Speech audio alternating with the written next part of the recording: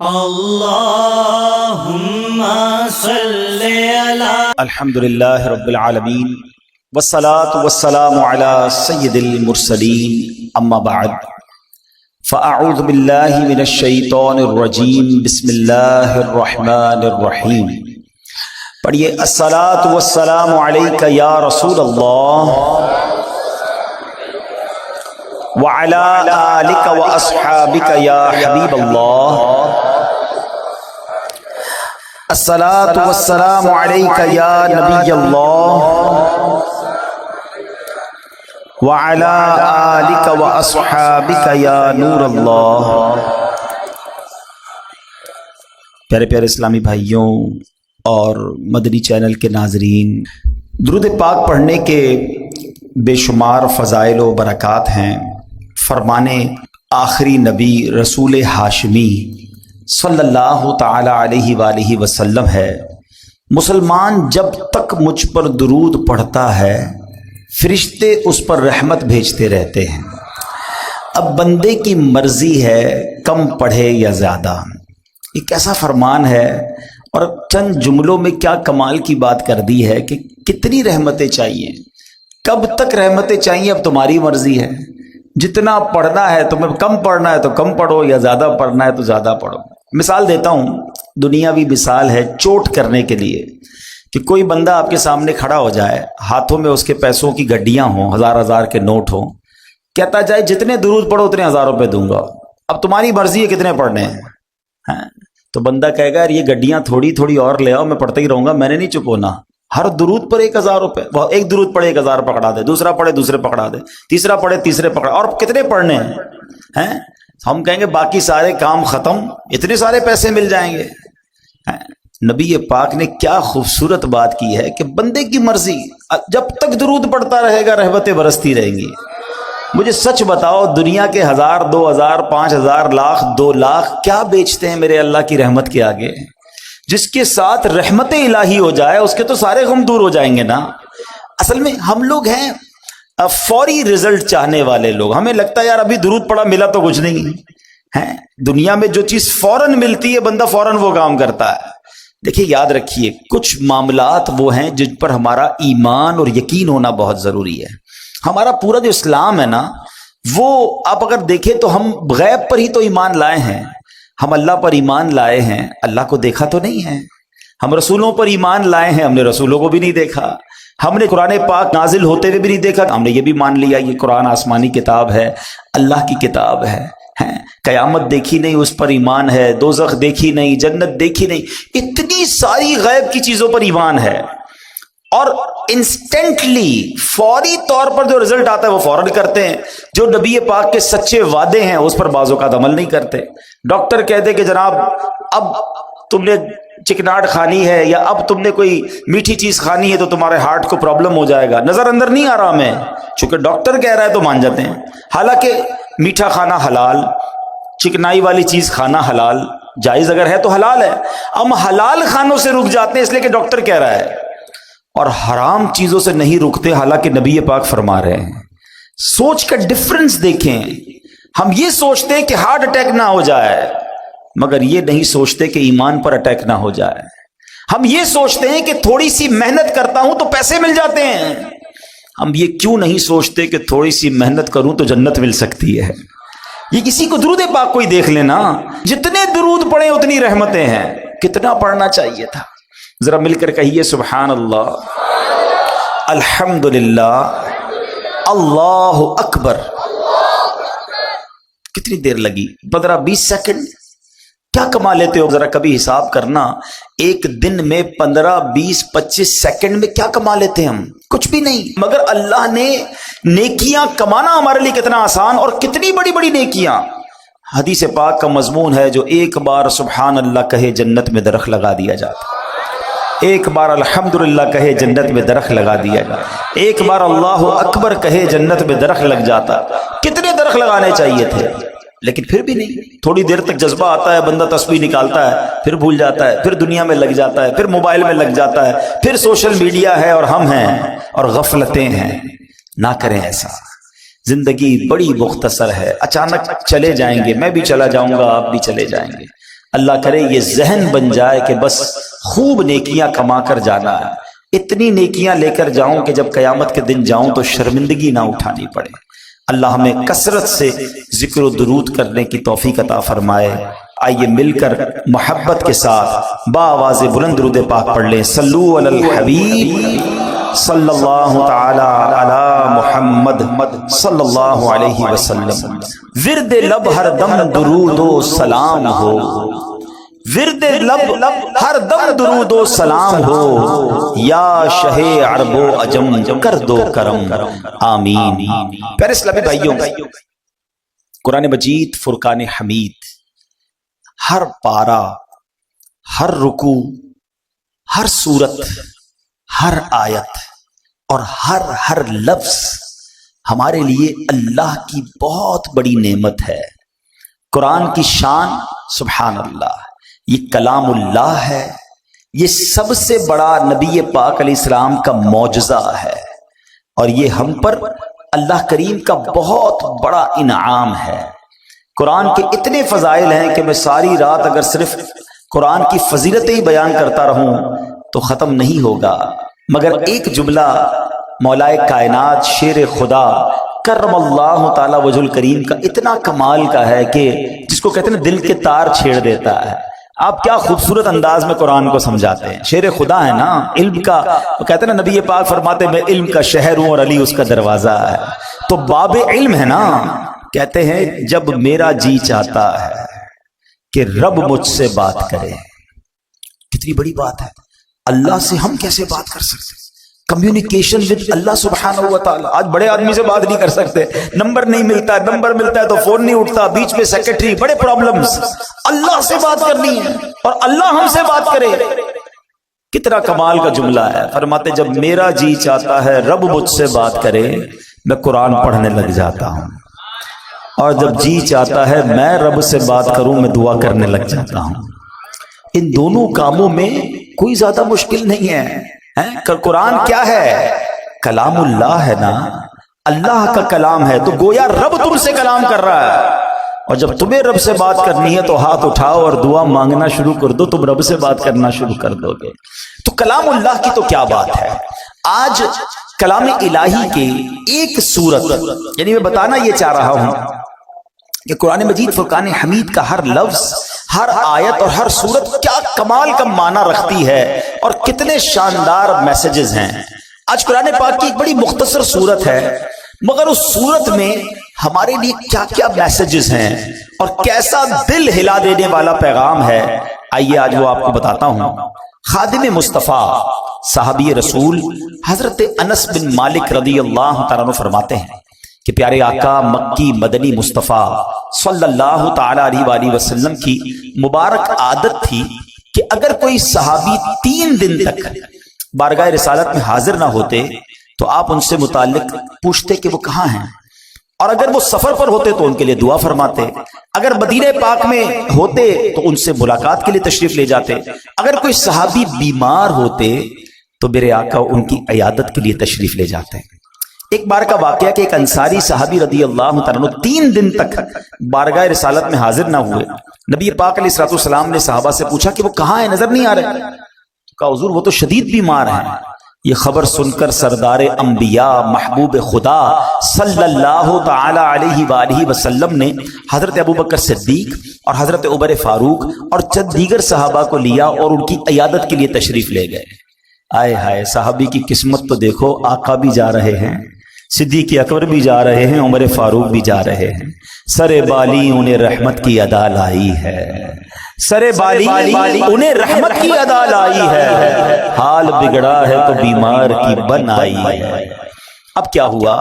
آقا علیہ الصلوۃ والسلام آخری نبی رسول ہاشمی صلی اللہ تعالی علیہ وسلم نے اپنے پیارے صحابی کو دیکھا، واقعی شدید بیمار تھے۔ آپ نے خوبصورت اور پیارے انداز میں تیمارداری فرمائی، احوال پوچھا، حال پوچھا، تو اس صحابی نے اپنا حال عرض کرتے ہوئے اپنی بیماری کا ایک بڑا کمال کا واقعہ بتایا کہ بیمار ہوا کیسے میں۔ کہتے حضور بات یہ ہے کہ ایک روز میں مغرب کی نماز میں آپ کی مسجد میں حاضر ہوا، آپ نماز پڑھا رہے تھے، میں آپ کے پیچھے نماز پڑھ رہا تھا، اور آپ نے اس روز نماز میں سورہ قارعہ کی تلاوت کی. قرآن پاک کے 30ویں پارے میں یہ سورت ہے سورہ قارعہ. حضور آپ نے تلاوت کی. اس تلاوت کو سن کر نمازی کے اندر مجھ پر ایسا خوف خدا کا غلبہ ہوا، میں نے دعا کی اے اللہ مجھے دنیا ہی میں آزمائش میں ڈال دے، آخرت میں آزمائش میں نہ ڈالنا. حضور بس وہ دعا کرنا ہے اور میری ایسی حالت ہو گئی ہے، میں بیماری میں آ گیا ہوں، آزمائش میں آ گیا. اللہ اکبر. میرے آقا کیا پیارے آقا ہیں. نبی پاک علیہ الصلوۃ والسلام فرماتے ہیں کہ تم نے برا کیا، یہ بات درست نہیں ہے. کیا یہ درست نہیں تھا کہ تم اللہ عز و جل سے دنیا کی بھی بھلائی مانگتے اور آخرت کی بھی بھلائی مانگتے اور جہنم سے بچنے کی دعا بھی کرتے؟ یعنی تم نے کیوں یہ کہا کہ یا اللہ مجھے دنیا میں آزمائش ڈال دے، آخرت میں نہ ڈالنا؟ میرے رب کے خزانوں میں تو کمی نہیں نا، اس سے دنیا کی بھی بھلائی مانگ لیتے، آخرت کی بھی بھلائی مانگ لیتے. کیا پیاری تربیت فرمائی. اب نبی پاک نے حکم دیا کہ ابھی دعا کرو اور دعا کرو دنیا اور آخرت کی بھلائی کی دعا مانگو. صحابی نے ہاتھ اٹھائے، آقا کا حکم تھا، اسی وقت دعا مانگی. نبی پاک نے خود بھی ان کے لیے دعا فرما دی. اب میرے آقا دعا فرمائیں تو رد کیسے ہو سکتی ہے؟ بریلی کے تاجدار امام عشق و محبت لکھتے ہیں نا، اجابت کا صحرا عنایت کا جوڑا دلہن بن کے نکلی دعائے محمد. اجابت کہتے ہیں قبولیت کو، قبولیت اجابت نے جھک کر گلے سے لگایا بڑی ناز سے جب دعائے محمد صلی اللہ علیہ وسلم. اور ایسا ہی ہوا، اس دعا کا اثر ایسا ہوا کہ کوئی رسیوں سے جکڑا ہوا ہو اور وہ آزاد ہو جائے، وہ صحابی اسی وقت کھڑے ہو گئے اور صحت مند بھی ہو گئے. اب اس ایک واقعے سے اللہ اکبر کیا کمال کا واقعہ ہے، کیا کیا سیکھنے کو ملا. پہلی بات نماز کیسی تھی، پڑھانے والا کون تھا اور پڑھنے والے کون تھے. آقا تلاوت کر رہے اور صحابہ پیچھے نماز پڑھ رہے ہیں، لیکن ان کی نماز میں انہماک، خشوع و خضوع کا عالم کیسا تھا. ایک تو قرآن سمجھتے تھے، پھر اس کا اثر لیتے تھے. تلاوت کیا ہو رہا ہے اس کو جانتے اور اس کا اثر لیتے تھے. سب نے عشاء کی نماز اکثر نے پڑھی ہوگی. اگر میں یہ سوال کر لوں، ہاتھ نہیں اٹھائیے گا، اپنے آپ سے خود ہی سوال کر لیں، امام صاحب نے کیا تلاوت کی پہلی رکعت میں اور دوسری رکعت میں؟ ارے عبدالحبیب بھائی اب تو ذرا دکان کا حساب ساتھ چل رہا تھا ہمارا، تو ہمیں کیا پتا کیا تلاوت ہوئی. کبھی ٹیسٹ لے لیا کرو، سلام پھیرتے ہی پوچھ لیا کرو اپنے آپ سے کہ آج کیا تلاوت ہوئی. اچھا یاد بھی ہے، مثال کے طور پہ چلو کسی کو یاد ہے آج امام صاحب نے سورہ فیل پڑھی تھی یا جناب تبارک الذی پڑھی تھی یا کون سی سورت پڑھی تھی، معنی کیا اس کا تو یہ تو نہیں پتا. کب تک ہم قرآن بغیر سمجھے سنتے رہیں گے اور پڑھتے رہیں گے؟ کب قرآن کے نور کو اور اس کی چاشنی کو دل میں محسوس کریں گے؟ کب انڈرسٹینڈنگ آف قرآن کریں گے؟ میں نہیں کہتا، ہونا تو یہی چاہیے کہ مسلمان ہونے کی حیثیت سے مجھے اور آپ کو پورا قرآن ایک بار تو زندگی میں ہم نے ترجمہ اور تفسیر سے پڑھا ہوتا. لیکن چلو بھائی پورا قرآن پڑھنے کی بات کرتے تو لوگ ہی بھاگ جاتے ہیں. یار کم از کم یہ تو ہو سکتا ہے نا، ہم ثنا سے لے کر التحیات اور درود ابراہیم اور دعا تک جتنا نماز میں قرآن پڑھتے ہیں اتنا تو سمجھ لیتے، اس کو تو انڈرسٹینڈ کر لیتے. قرآن کی چند مشہور صورتوں کا معنی تو پتا ہوتا. مگر خشوع و خضوع کا تو عالم یہ ہے کہ نماز میں دھیان ہی کہیں اور ہوتا. لوگ کہتے بھی ہمارا دھیان کہیں اور ہوتا. وہ مشہور چٹکلا ہے نا کہ ایک صاحب آئے، عشاء کی جماعت چلی گئی، رونے لگ گئے. تو نمازیوں نے کہا یار نہیں رو بھائی، اتنی نماز سے محبت، اتنی جماعت سے محبت کہ جماعت چلی گئی اب رو رہے. کہتے یار بات یہ نہیں ہے، مسئلہ یہ کہ روز دکان بند کر کے عشاء کی جماعت میں آتا تھا، امام صاحب 4 رکعت پڑھاتے تھے، میں پورا حساب ملا لیتا تھا. اب جماعت تو چلی گئی، اب حساب کب ملاؤں گا اور نماز کب پڑھوں گا؟ معاذ اللہ یہ ہمارا ذہن نہیں ہوتا ہے. اچھا اس کی بڑی وجہ بھی یہی ہے، علماء نے اس کا طریقہ بھی بتایا کہ ایک تو بندہ اپنے ذہن کو دنیاوی خیالات سے پاک کر کے، ایکچولی نماز کیا ہے؟ اللہ کی بارگاہ میں حاضری ہے. آپ کسی بہت بڑی شخصیت کے پاس، بڑے سیٹھ کے پاس، جس کے پاس آپ کی فائل رکی ہوئی ہو، اس افسر کے پاس جائیں تو دھیان کدھر ہوتا ہے؟ بالکل اس کی طرف فوکس، ہاتھ بندھے ہوئے، سر میرا چھوٹا سا کام، پلیز سائن کر. اتنی اس سے لجاجت، اس کی طرف فوکس. اور خدائے احکم الحاکمین کے دربار میں آنا ہے، دھیان کہیں اور ہے، سوچ کہیں اور ہے. خود سوچو، شرم آنی چاہیے. جس کا نماز میں دھیان کہیں اور ہوتا ہے اس کو خود ہی اپنے آپ سے شرم آنی چاہیے. اور یہ شرم ہی یہ گلٹی ہی تمہیں دھیان دلا دے گی، تمہیں خشوع دلا دے گی۔ اور دوسری بات کہ آپ ایٹ لیسٹ قرآن کی مشہور صورتوں کو، میں پھر مشورہ دیتا ہوں، جو اپنا آخری پارہ ہے نا، کم از کم 30واں پارہ ترجمہ تفسیر سے 2-3 بار پڑھ لیں۔ عموماً امام صاحب اسی میں سے تلاوت کر رہے ہوتے ہیں، ہم بھی انہی میں سے پڑھ رہے ہوتے ہیں۔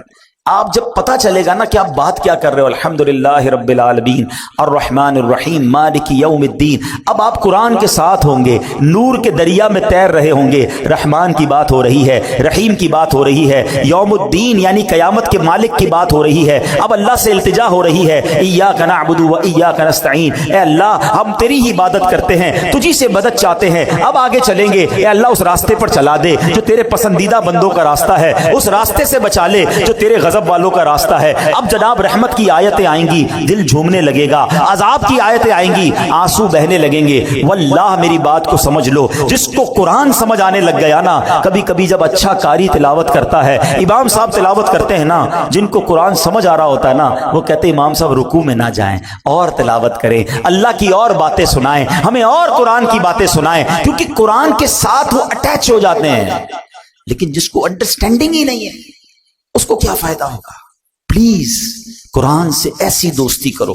اور میں آپ کو کوئی بہت بڑا کام نہیں بتا رہا، کم از کم 30واں پارہ ترجمہ تفسیر، اب تو صراط الجنان آ گئی ہے، حاصل کر لے، پڑھ لیں، آپ کی زندگی بدل جائے گی۔ واللہ جس کو نماز سمجھ آنے لگ جائے گی، اس کو نماز کا مزہ ہی اور آتا ہے۔ سبحان ربی العظیم جب وہ کہتا ہے اور وہ سمجھتا ہے کہ میں عظیم رب کی تعریف کر رہا ہوں، تو بعض اوقات تو آنکھوں سے آنسو نکلتے ہیں، سجدے میں جا کر سر جھکا کر سبحان ربی الاعلیٰ جب دل کی گہرائیوں سے بندہ ادا کرتا ہے، تو اللہ کو گویا یہ کہہ رہا ہوتا ہے، اے اللہ سر بھی تیرے دربار میں جھکا دیا، اب میں نے سب کچھ تیرے دربار میں جھکا دیا ہے، اپنا سراپا تیرے بارگاہ میں جھکا دیا ہے، اے اعلیٰ رب، اے مالک، اے خالق، اے سب سے بڑے مولا، اب مجھ پر نگاہ رحمت فرما دے۔ پھر بندہ اس کیفیت سے نماز پڑھتا ہے۔ تو اگر نماز کا لطف لینا چاہتے ہو تو نماز کو سیکھیں، نماز کو انڈرسٹینڈ کریں، نماز کے اندر جو قرآن ہے کم از کم اس کو جانیں۔ صحابی رسول نے سورہ قارعہ سنی، دل کی کیفیت بدل گئی، خوف خدا میں مبتلا ہو گئے۔ یہ بات ہمیں اس واقعے سے سیکھنے کو ملی۔ اب ایک اور بات جو اس بات سے سیکھنے کو ملی کہ دعا کیا کرنی چاہیے۔ کچھ لوگ بڑے نادان ہوتے ہیں، کہتے بس یا اللہ یہ کام کر دے، بھلے وہ نہ کرنا، یہ کام ہو جائے باقی بھلے خراب ہو جائے۔ کیوں خراب ہو جائے؟ اچھا بعد اللہ کچھ لوگ اپنے لیے بد دعائیں کر رہے ہوتے ہیں۔ پہلے ایک بات سمجھ لو، ہمیں نہیں پتا ہوتا کون سا وقت قبولیت کا ہوتا ہے۔ ہاں بری باتیں نہ نکالا کرو، یہ ماں باپ کو بھی ایک مشورہ دے رہا ہوں۔ بچہ تنگ کرے، بچہ پریشان کرے تو بعض اوقات مائیں کوسنے دے رہی ہوتی، تجھے کیڑے پڑے، تو برباد ہو جائے، تو کبھی ترقی نہ کرے، یہ نہ کہا کرو۔ کیا پتا یہ قبولیت کی گھڑی ہو اور تمہارا بیٹا برباد ہو جائے۔ اچھی بات، اللہ کی بارگاہ میں اچھی باتیں اور اچھی دعائیں کرنی چاہیے، اور اپنے لیے بھی ایسے ہی کیا کریں۔ کیسی دعا کر دی کہ یا اللہ دنیا میں آزمائش میں ڈال دے، آخرت میں مت ڈالنا۔ ارے میرے رب کے خزانے بہت بڑے، اس سے مانگو نا، ربنا آتنا فی الدنیا حسنہ وفی الآخرۃ حسنہ وقنا عذاب النار، اے اللہ دنیا بھی اچھی کر دے، آخرت بھی اچھی کر دے، عذاب قبر سے بھی بچا لے۔ رب سے مانگو، مانگ کریم سے رہے ہو۔ ہمارے پاس پیسے تھوڑے ہوتے ہیں، ہمارے اور آپ کی اتھارٹی تھوڑی ہے، ہمیں لگتا ہے یار اس سے ایک چیز مانگوں گا دے دے گا، دو مانگوں گا دے نہیں سکے گا، بندہ کہتا ہے ایک ہی لے لو یار۔ دنیا والوں میں چلتا ہے، میرے رب کے خزانے جس کا کوئی کنارہ نہیں، وہ خزانے نہ ختم ہونے والے ہیں، وہ ہم سب کو جنت میں ڈال دے، اس کی رحمت میں کوئی کمی نہیں پڑے گی۔ تو مانگو نا اس سے دل کھول کر۔ تو رب سے ہمیشہ دل کھول کر اور یقین کے ساتھ مانگنا چاہیے، اور ایسی دعا نہیں کرنی چاہیے کہ جس میں آزمائش کی دعا، پریشانی کی دعا، بربادی کی دعا۔ اللہ پاک جو ہے ہمیں خوب اچھی دعائیں کرنے کی توفیق عطا فرمائے۔ اب آتے ہیں اس سورہ قاریہ میں تھا کیا ایسا کہ صحابی رسول اتنے خوف زدہ ہو گئے ہیں۔ اب ذرا اس سورہ قاریہ کے بارے میں جانتے ہیں، اور اس سے آپ کو ایک اور بات بھی سیکھنے کو ملے گی کہ جب ایک سورت میں اتنا کچھ ہے تو جو پورا قرآن سمجھ رہا ہوگا، پورا قرآن پڑھے گا، تو اس کے دل میں کیسی کیسی باتیں، کیسے کیسے خزانے آنا شروع ہو جائیں گے۔ سورہ قاریہ جو ہے، یعنی جس مبارک سورت کی تلاوت انصاری صحابی نے زبان مصطفیٰ سے سنی، ان پر خوف خدا کا غلبہ ہوا۔ یہ قرآن کریم کی مختصر صورتوں میں سے ہے، 30ویں پارے میں ہے، اس میں ایک رکوع ہے اور 11 آیتیں، بس صرف 11 آیات تلاوت کرو تو 2 منٹ میں پوری ہو جاتی ہے۔ اور اس سورت میں قیامت کی ہولناکیوں کو بیان کیا گیا ہے، اور سورہ قاریہ کے مضامین کے لحاظ سے 3 حصے بنتے ہیں۔ نمبر 1 قیامت کی ہولناکیوں کا بیان ہوا، دوسرے حصے میں اس بات کا بیان ہوا کہ جب قیامت آئے گی تو اس وقت دنیا کی کیا حالت ہوگی، ایٹماسفیئر کیسا ہوگا، اور تیسرے حصے میں قیامت کے اختتام کا بیان ہے کہ امتحان کیسے ہوگا، اس سینیریو میں جب لوگوں کا ایگزام ہوگا تو وہ کیسے ہوگا۔ صرف 11 آیتوں میں رب نے قیامت کا نقشہ بھی کھینچ دیا اور کیا ہوگا اس میں یہ بھی بتا دیا۔ اب ذرا غور سے دل تھام کر، اللہ کرے کہ ہم پر بھی اس صحابی رسول کی کیفیت کا صدقہ نصیب ہو، اور ہم قرآن سنیں اور اللہ کے خوف سے بھی لرزہ کریں جب بھیانک، خوفناک اور عذاب کی باتیں ہوں۔ اللہ قرآن میں فرماتا ہے، بسم اللہ الرحمن الرحیم، القارعۃ ما القارعۃ وما ادراک ما القارعۃ۔ القارعہ، اس کا ترجمہ کیا اعلیٰ حضرت نے دل دہلانے والی۔ مل قارعہ، کیا وہ دل دہلانے والی؟ وما ادراک مل قارعہ، اور تم نے کیا جانا کیا ہے وہ دل دہلانے والی؟ 3 بار ایک ہی بات، القارعۃ مل قارعہ وما ادراک مل قارعہ۔ علماء بڑا پیارا اس میں جواب دیتے ہیں کہ قرآن کا ایک بہت خوبصورت اسلوب ہے، اسٹائل ہے قرآن کا، کہ جب کسی بات پر انفسائز کرنا ہوتا ہے، تاکید دلانی ہوتی ہے، توجہ درکار ہوتی ہے، تو قرآن یہ انداز اختیار کرتا ہے۔ کلام اللہ کا یہ انداز ہے کہ لوگ خوب توجہ کریں، دیکھو بڑی اہم بات ہونے جا رہی ہے۔ اسی طرح کا انداز آپ کو سورہ قدر میں ملتا ہے، انا انزلناہ فی لیلۃ القدر وما ادراک ما لیلۃ القدر۔ قرآن خود پوچھتا ہے، بتاؤ تم نے کیا جانا لیلۃ القدر کیا ہے؟ پھر قرآن اس کے بعد خود ہی بتاتا ہے، قرآن گویا بتاتا ہے کہ لیلۃ القدر کیا ہے۔ بالکل اسی طرح یہاں یہ انداز ہے کہ تم نے کیا جانا، کیا ہے دل دہلانے والی۔ اب القارعہ کس کو کہتے ہیں؟ مفسرین لکھتے ہیں کہ قارعہ قیامت کے ناموں میں سے ایک نام ہے۔ یہ لفظ کرعن سے بنا ہے، ایک چیز کو دوسری چیز پر اس زور سے مارا جائے کہ اس سے گرجدار آواز پیدا ہو، اس کو کرعن کہتے ہیں۔ یہ آواز جتنی زوردار، اتنی دل دہلانے والی ہوتی ہے۔ اگر آدمی غفلت میں ہو، اپنے دھیان میں بیٹھا ہو اور اچانک کوئی آواز آ جائے، مثال کے طور پہ اللہ نہ کرے کچھ زوردار دھماکہ سنائی دے، ہمارا دھیان کہیں اور ہو، فوراً انسان گھبرا جاتا ہے۔ گاڑی میں جا رہا ہے، کوئی بڑا ہارن بجا دے، بندہ ہل جاتا ہے۔ اچانک آنے والی آواز جو ہے وہ دل دہلا دیتی ہے۔ اب ذرا غور کیجئے کہ ہوگا کیا، ان مثالوں کو تصور میں رکھیے، اور قیامت میں کیا ہوگا؟ فرمایا تاجر کاروبار میں مصروف ہوں گے، nobody knows، پتہ بھی نہیں ہوگا، کسی کو پتہ نہیں ہوگا۔ تاجر کاروبار میں مصروف ہوں گے، خواتین گھر کے کام کاج میں مصروف ہوں گی، کسان کھیتوں میں مصروف ہوں گے، کوئی کھانا کھا رہا ہوگا، کوئی اپنے دوستوں کے ساتھ باتیں کر رہا ہوگا۔ اس وقت اچانک ایک زوردار زلزلہ برپا ہوگا، پوری زمین ہل جائے گی، آسمان پھٹ جائیں گے، ستارے بارش کی طرح زمین پر جھڑ پڑیں گے، بلند و بالا پہاڑ ٹوٹ جائیں گے، بڑے بڑے سیارے آپس میں ٹکرا کر ریزہ ریزہ ہو جائیں گے۔ ذرا تصور تو کیجئے وہ کیسا ہولناک دھماکہ ہوگا، کیسا زلزلہ ہوگا، اس وقت دل کیسے دہل جائیں گے، کیسی بدحواسی ہوگی۔ اور یہ دن آنا ہے، قرآن نے ایک اور جگہ اس کو بیان کیا، ان زلزلۃ الساعۃ شیء عظیم یوم ترونها تذہل کل مرضعۃ عما ارضعت وتضع کل ذات حمل حملها وترى الناس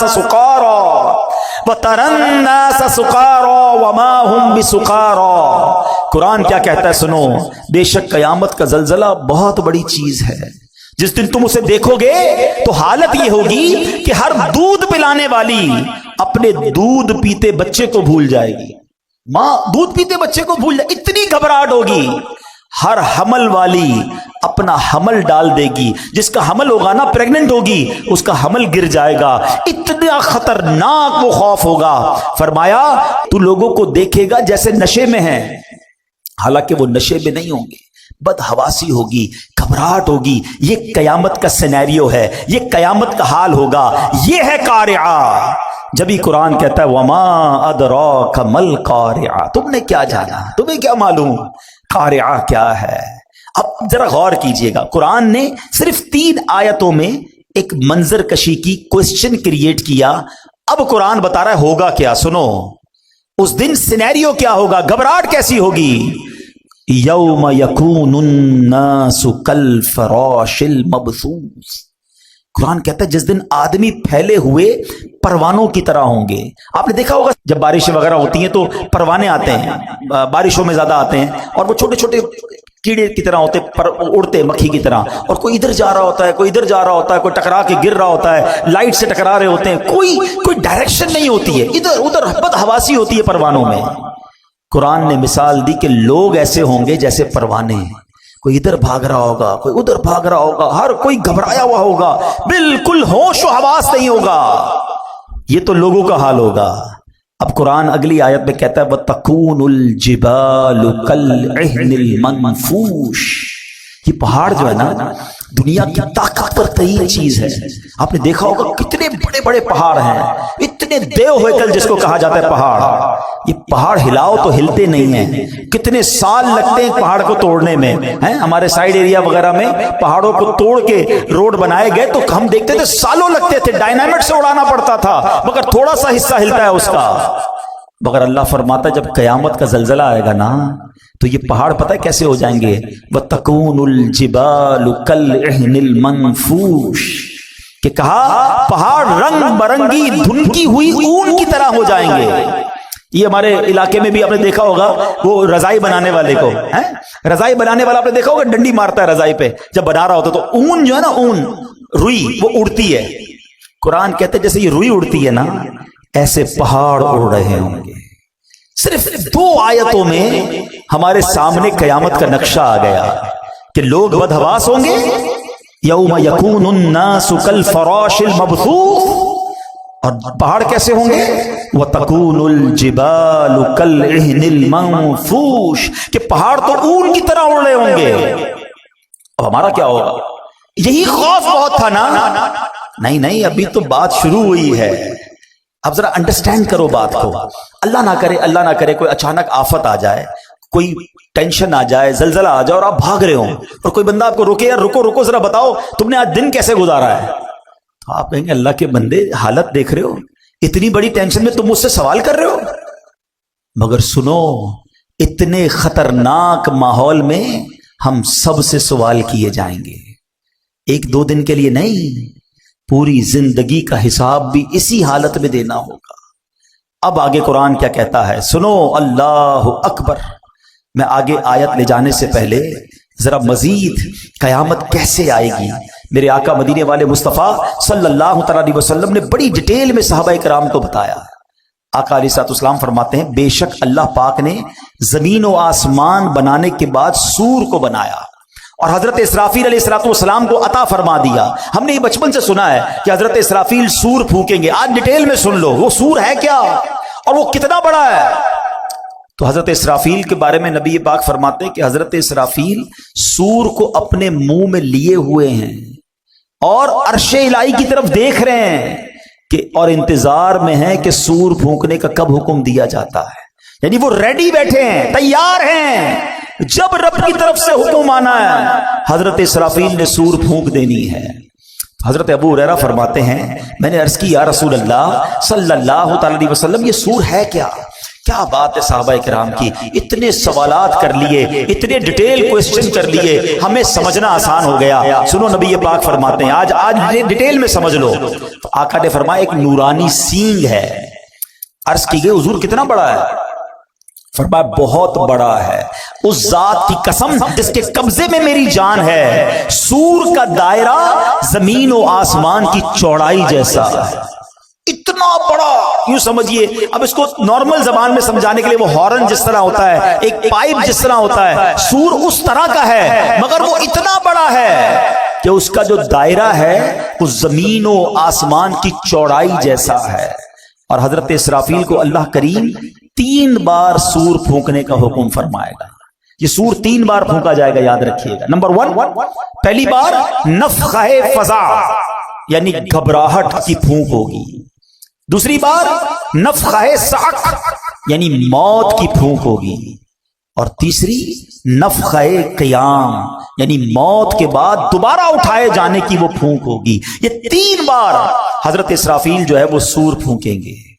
اور اب سنو کیا ہوگا۔ 3 بار جو سور پھونکی جائے گی نا، اس کی ڈیٹیل بھی نبی پاک نے بیان کی۔ فرمایا اللہ پاک حضرت اسرافیل کو جب پہلی بار سور پھونکنے کا حکم دے گا نا، اس کو فرمائے گا انفخ نفخۃ الفزع یعنی گھبراہٹ کی پھونک مارو۔ حضرت اسرافیل علیہ السلام پھونک ماریں گے۔ اب جب اس کی ہولناک آواز آئے گی نا، تو زمین و آسمان والے گھبرا اٹھیں گے۔ اللہ جسے محفوظ فرمائے، باقی لوگ گھبرا اٹھیں گے۔ اللہ پاک کے حکم سے حضرت اسرافیل اس آواز کو، اس پھونک کو اور لمبا کریں گے۔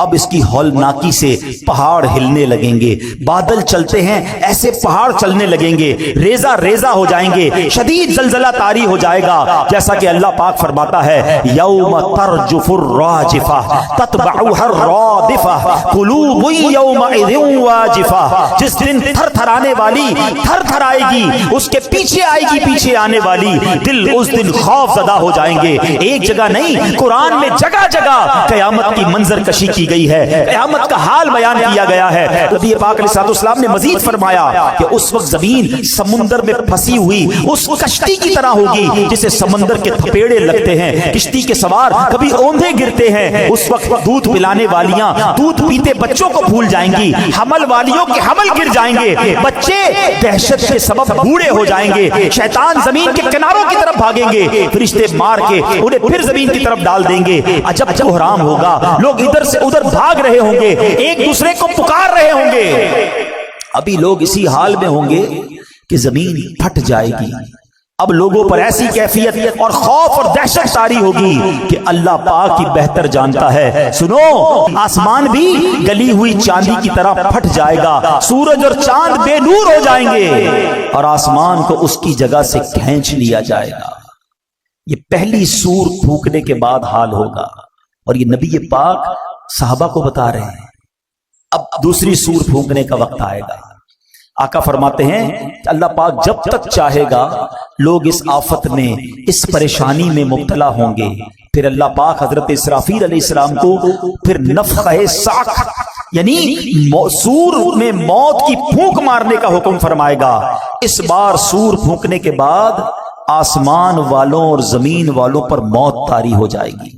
ہاں، جسے اللہ پاک چاہے گا اسے اس وقت موت نہیں آئے گی۔ اب ذرا خوبصورت کہتے نا اللہ کی، جس کو کہتے نا حاکمیت، رب کا جبار ہونا، قہار ہونا، مالک ہونا۔ اب ذرا الفاظ سنیے گا حدیث کے، ہلا دیتے ہیں، رونگٹے کھڑے کر دیتے ہیں الفاظ۔ سنو، اب حضرت ملک الموت اللہ رب العالمین کی بارگاہ میں عرض کریں گے یا رب، آسمان والے اور زمین والے تو سب موت کے گھاٹ اتر چکے، مگر جسے تو نے زندہ رکھا، اللہ پاک جانتا ہے، وہ تو خوب جانتا ہے کون زندہ ہے۔ فرمائے گا بتاؤ کون کون زندہ ہے؟ حضرت ملک الموت کہیں گے یا رب تو زندہ ہے اور تجھے کبھی موت نہیں آنی، تیرے سوا عرش اٹھانے والے فرشتے بھی زندہ ہیں، حضرت جبرائیل، حضرت میکائیل بھی زندہ ہیں۔ حضرت اسرافیل کہیں گے مولا میں بھی زندہ ہوں۔ اب حضرت جبرائیل اور حضرت میکائیل پر بھی موت طاری کر دی جائے گی، وہ بھی موت کا مزہ چکھیں گے۔ پھر ملک الموت عرض کریں گے اے مالک، جبرائیل اور میکائیل بھی موت کا ذائقہ چکھ چکے۔ اللہ فرمائے گا اب کون زندہ ہے؟ حضرت اسرافیل کہیں گے مولا تو زندہ ہے جسے کبھی موت نہیں آنی، اور مولا عرش اٹھانے والے فرشتے زندہ ہیں اور میں زندہ ہوں۔ اللہ اکبر، پہلے عرش اٹھانے والے فرشتوں پر موت طاری کی جائے گی، اور پھر ملک الموت جو آخری بچیں گے ان پر بھی موت طاری کر دی جائے گی۔ اب کوئی نہیں ہوگا، اب دنیا میں کوئی باقی نہیں ہوگا، اور وہی رب واحد قہار باقی ہوگا۔ وہ بے نیاز ہے، اس کا کوئی باپ نہ اس کا کوئی بیٹا، وہی اول ہے وہی آخر ہے۔ اور اب اللہ کیا فرمائے گا؟ اچھا اللہ اس وقت جو فرمائے گا نا وہ بھی رب نے قرآن میں بیان کر دیا ہے. کاش قرآن پڑھنے والے بن جاتے ہیں. سب کچھ موجود ہے قرآن میں. اللہ پتہ ہے کیا فرمائے گا؟ لمن الملک اليوم. آج کس کی بادشاہی ہے؟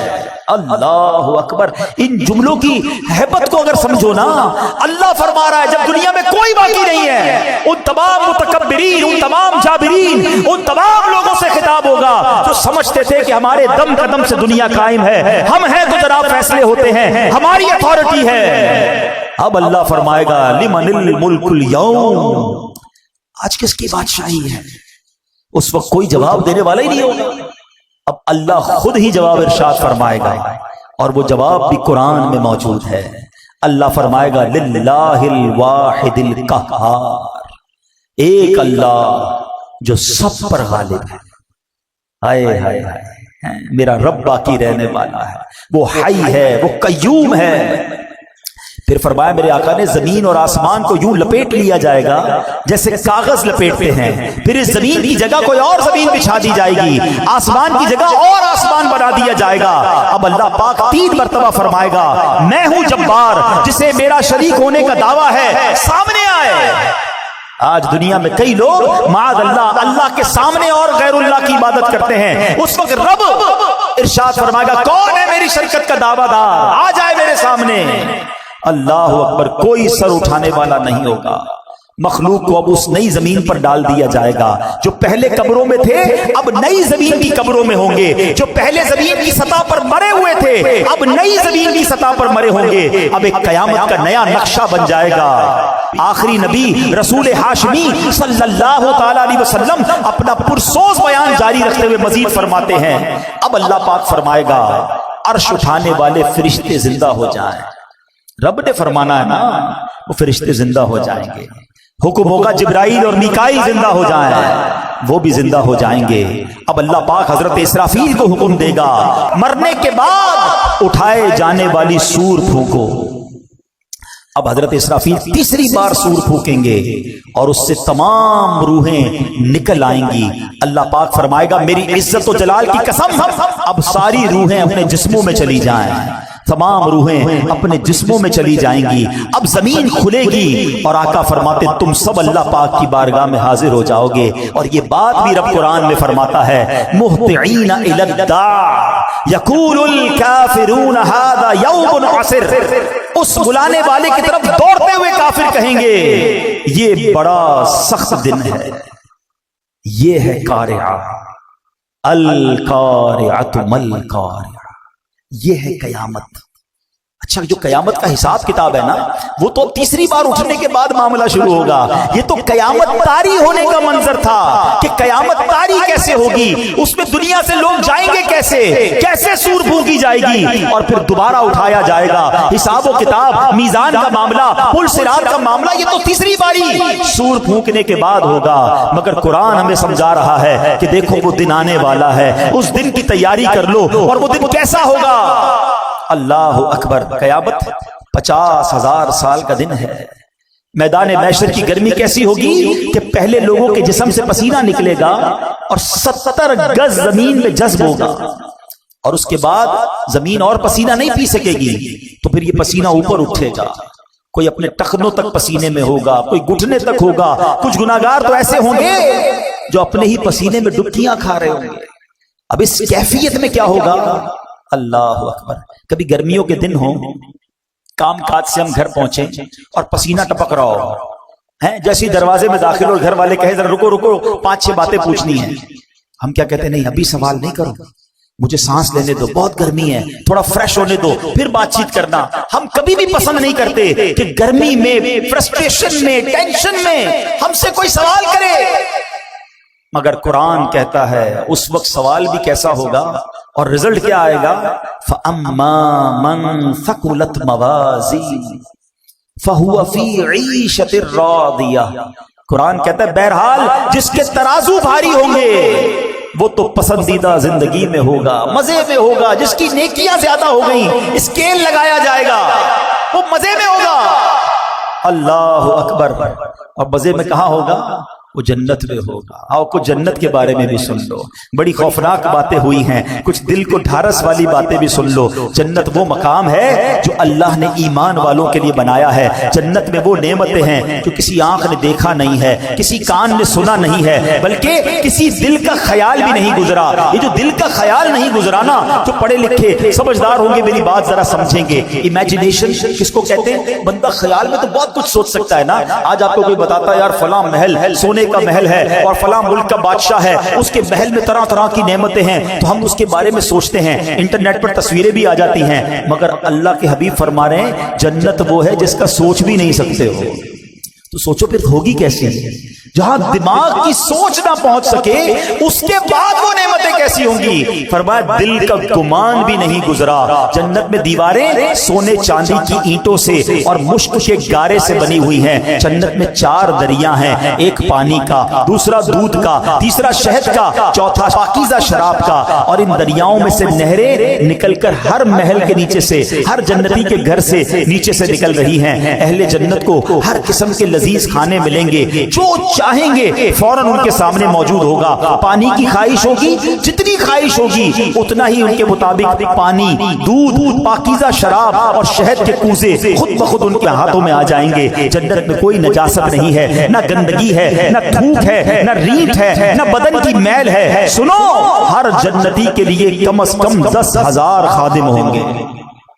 ہر خادم کے ہاتھ میں چاندی کا پیالہ ایک ہوگا, دوسرے ہاتھ میں سونے کا پیالہ ہوگا. ہر پیالے میں طرح طرح کی نعمتیں ہوں گی. جنتی شخص نعمتیں کھاتا جائے گا, لذت بڑھتی جائے گی. یہ بھی بڑی کمال کی بات ہے, سمجھدار لوگ سمجھیں گے. بڑی بھوک لگی ہو سکتا ہے ابھی بھی لگی ہو کسی کو, تو بات جلدی سمجھ آئے. بڑی بھوک لگی ہو اور آپ کی پسندیدہ چیز آپ کے سامنے رکھ دی جائے. جو لذت پہلے دوسرے چوتھے نوالے میں ہے وہ چھٹے ساتویں میں نہیں رہتی.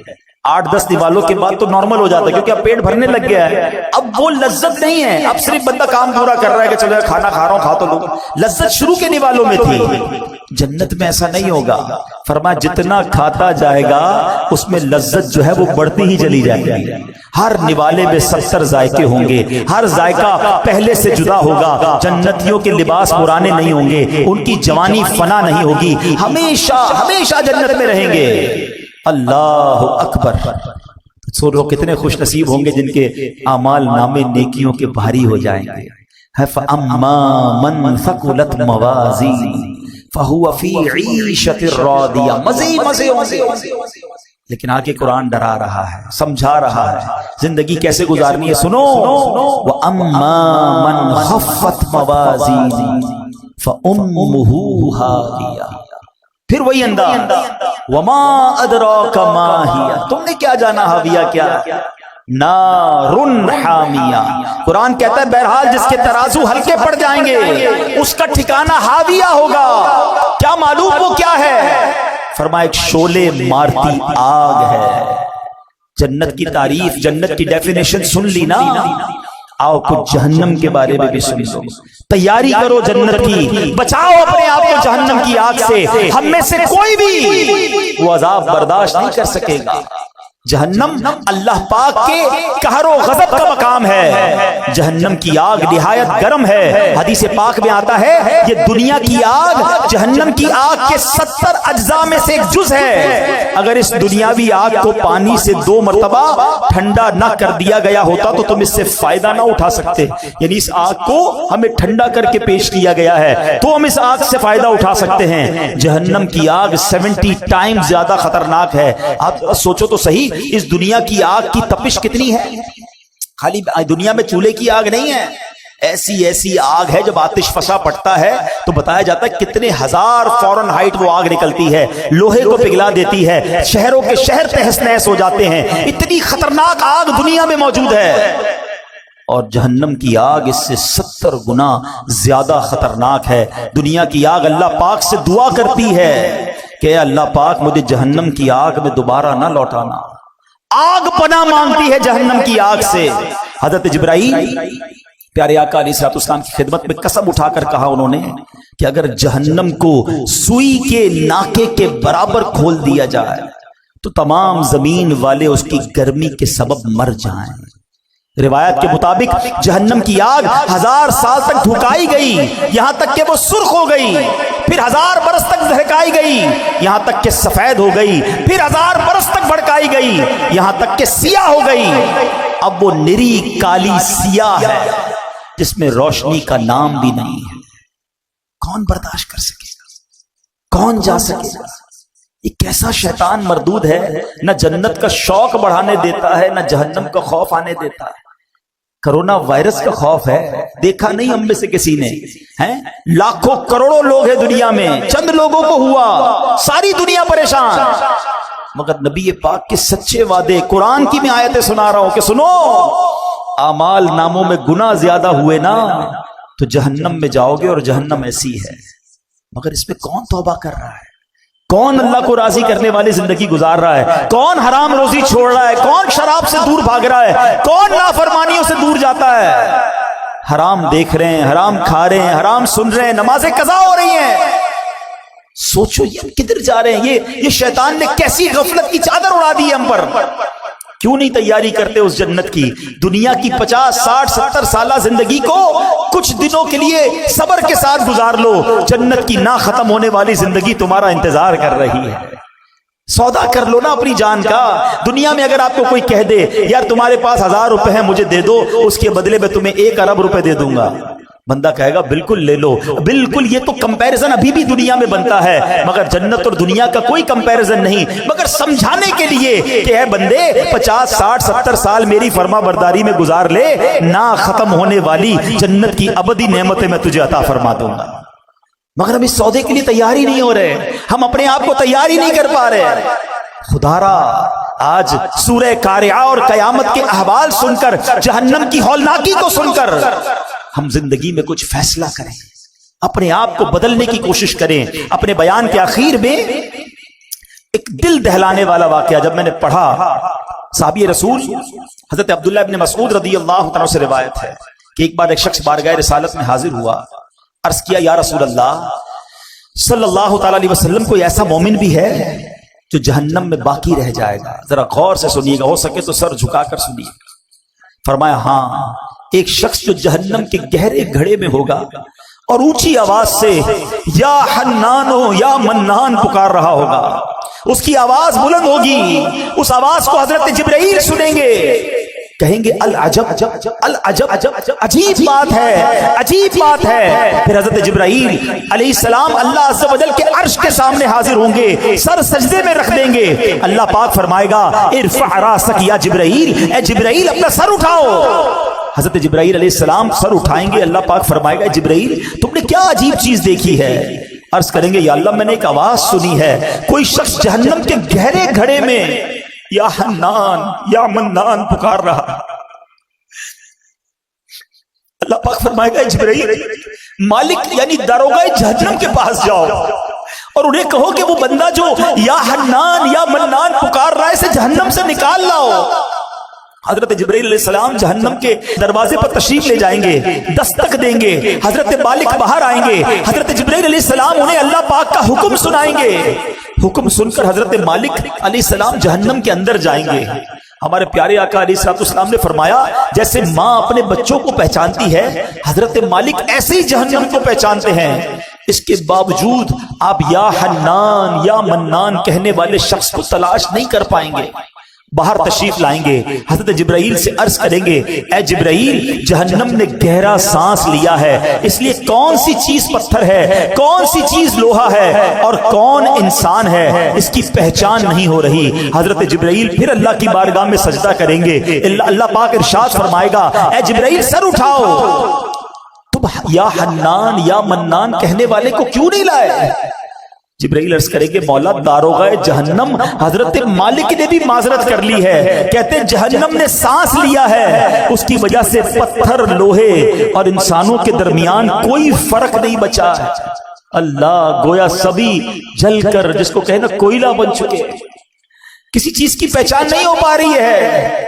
اللہ پاک فرمائے گا جبرائیل مالک سے کہو میرا بندہ جہنم کے فلاں گھڑے میں فلاں کونے میں اس طرح پڑا ہوا ہے. حضرت جبرائیل جہنم کے دروازے پر جائیں گے اور حضرت مالک کو یا حنان یا منان پکارنے والے کا پتہ بتائیں گے. حضرت مالک جہنم کے اندر جائیں گے تو دیکھیں گے ایک شخص ہے, اس کے پاؤں اس کی پیشانی کے ساتھ اور ہاتھ گردن کے ساتھ بندھے ہوئے ہیں اور جہنم کے سانپ بچھو اس کے ساتھ لپٹے ہوئے ہیں.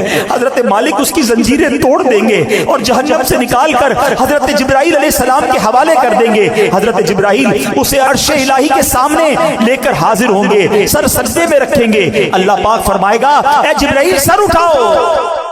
جبرائیل علیہ السلام سر اٹھائیں گے. اب اللہ پاک اس بندے سے فرمائے گا اے میرے بندے, کیا میں نے تیری بہترین تخلیق نہیں کی تھی؟ کیا میں نے تیری طرف رسول نہیں بھیجے تھے؟ کیا ان رسولوں نے تمہیں میری کتاب نہیں سنائی تھی؟ کیا میرے رسولوں نے تجھے نیکی کا حکم نہیں دیا تھا؟ تجھے برائی سے منع نہیں کیا تھا؟ وہ بندہ ساری باتوں کو مانے گا, اقرار کرے گا یا اللہ تو نے میری بہت اعلیٰ تخلیق فرمائی, تیرے رسول بھی تشریف لائے, انہوں نے تیرے احکام بھی سنائے. اللہ پاک فرمائے گا پھر تو نے فلاں گناہ کیوں کیے؟ وہ عرض کرے گا یا اللہ میں نے اپنی جان پر ظلم کیا جس کی سزا میں مجھے جہنم میں ڈال دیا گیا. اللہ اس کے باوجود میری امید نہیں ٹوٹی, مجھے تیری رحمت سے امید تھی, اسی لیے میں یا حنان یا منان پکارتا رہا. مولا تو نے اپنے فضل سے مجھے جہنم سے نکالا ہے, یا اللہ مجھ پر رحم فرما دے. اللہ پاک فرمائے گا اے فرشتوں گواہ ہو جاؤ, میں نے اس بندے پر رحم کیا اور اسے معاف کر دیا. رحمت دا دریا الہی ہر دم بغدہ تیرا, جے قطرہ بخشے میں نے کم بن جاوے میرا. عدل کرے تے تھر تھر کمبن اچھیاں شانہ والے, فضل کرے فضل کرے تو بخشے جا سکے. میں ورگے منہ کالے تجھے واسطہ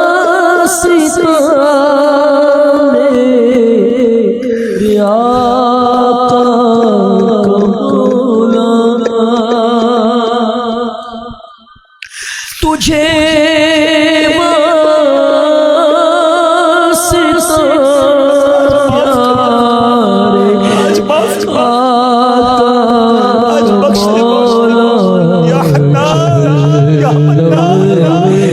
مجھے کو بچایا الہی جلوے سے, مجھے کو بچایا.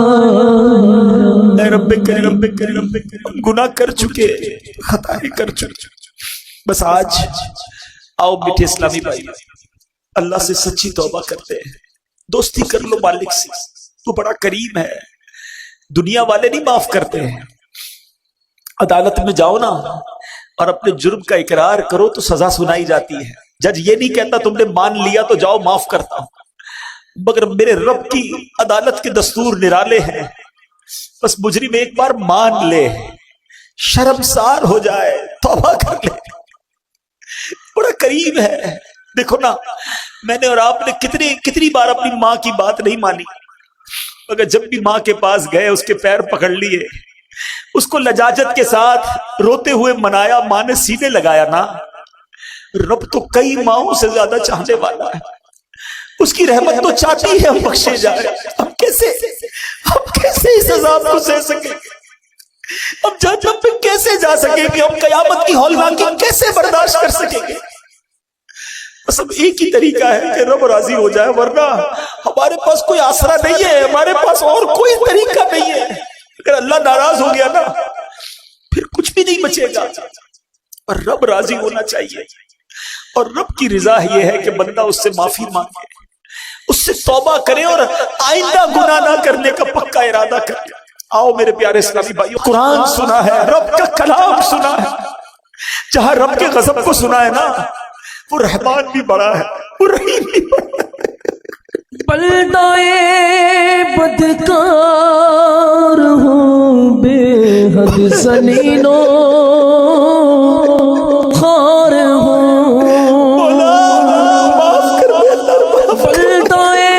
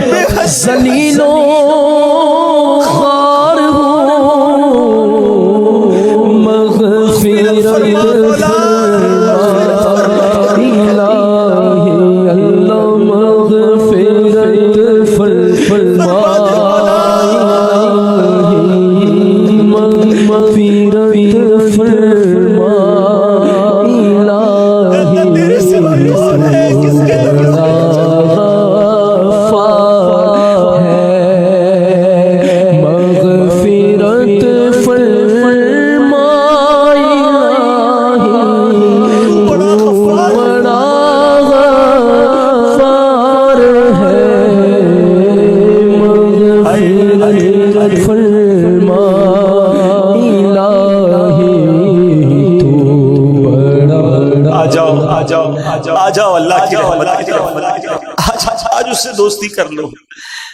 اگر میرا کوئی ایسا بھائی بیٹھا ہے جو نمازیں قضا کرتا ہے، توبہ کر، بس اب سچی پکی نیت کر لو کہ آج کے بعد نماز قضا نہیں کروں گا. اگر کوئی حرام کماتا ہے نا، دیکھو چھوڑ دو اسے، توبہ کر لو، اللہ تمہیں غیب سے حلال دے گا. بس سچی نیت کر لو، رب نے جو نصیب میں لکھا ہے وہ مل کر رہے گا. حرام کمانا چھوڑ دو، حرام کھانا چھوڑ دو، حرام صحبتیں چھوڑ دو، گندی چیزیں دیکھنا چھوڑ دو، سننا چھوڑ دو.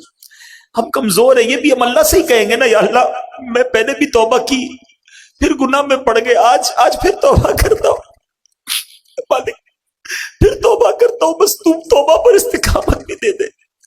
پتہ نہیں کب دنیا سے چلا گیا اور وہاں مارا گیا، وہاں پکڑا گیا تو میرا بنے گا کیا؟ اے اللہ اس کمزور بندے پر رحم کر، اور آج سچی توبہ عطا کر، آج سچی پکی توبہ عطا کر. اور یہ دعوت اسلامی ہے پیارے اسلامی بھائی، جو ہمیں ہماری آخرت کی تیاری کرواتی ہے. ہم کچھ بھی کر لے، قیامت تو آئے گی نا، حساب کتاب تو ہوگا نا، اس سے بچ کوئی نہیں سکتا. مگر آج جس تفصیل سے ہم نے قیامت کا ذکر سن لیا، جس طرح کا یہ حالات ہوں گے، ہم تو بڑے کمزور ہیں، ہمارا کیا بنے گا؟ ہاں اللہ راضی ہوا، اللہ کے حبیب راضی ہوئے تو انشاءاللہ قیامت میں بھی لواء الحمد تلے اٹھنا نصیب ہو جائے گا. تو نے دنیا میں بھی عیبوں کو چھپایا یا خدا، تو نے دنیا میں بھی عیبوں کو چھپایا یا خدا، حشر میں بھی لاج رکھنا اللہ، حشر میں بھی لاج رکھنا مولا، حشر میں بھی لاج رکھنا، تو بڑا ستار ہے، حشر میں بھی لاج رکھنا، تو بڑا ستار ہے، مغفرت فرما الہی، تو بڑا غفار ہے. بس آج سچی پکی توبہ کرنی ہے. توبہ کیا ہے؟ توبہ کے 3 ارکان ہیں. ایک، بندہ شرمندہ ہو جائے، مانے میں گناہگار ہوں، ندامت کرے، کہے اللہ کو غلطی ہو گئی، مانتا ہوں مالک مجرم. دوسرے نمبر پر اب گناہ نہ کرنے کا پکا ارادہ. تیسرا، اس وقت موجودہ یہ گناہ چھوڑ دے، یہ نہ سوچو کہ میں توبہ کروں گا پھر گناہ کر لوں گا، یہ بھی شیطان کا وار ہے. ہمارا کام توبہ کرنا ہے، انشاءاللہ رب کریم ہمیں توبہ پر استقامت بھی وہی عطا فرمائے گا. اللہ پاک عمل کرنے کی توفیق عطا فرمائے.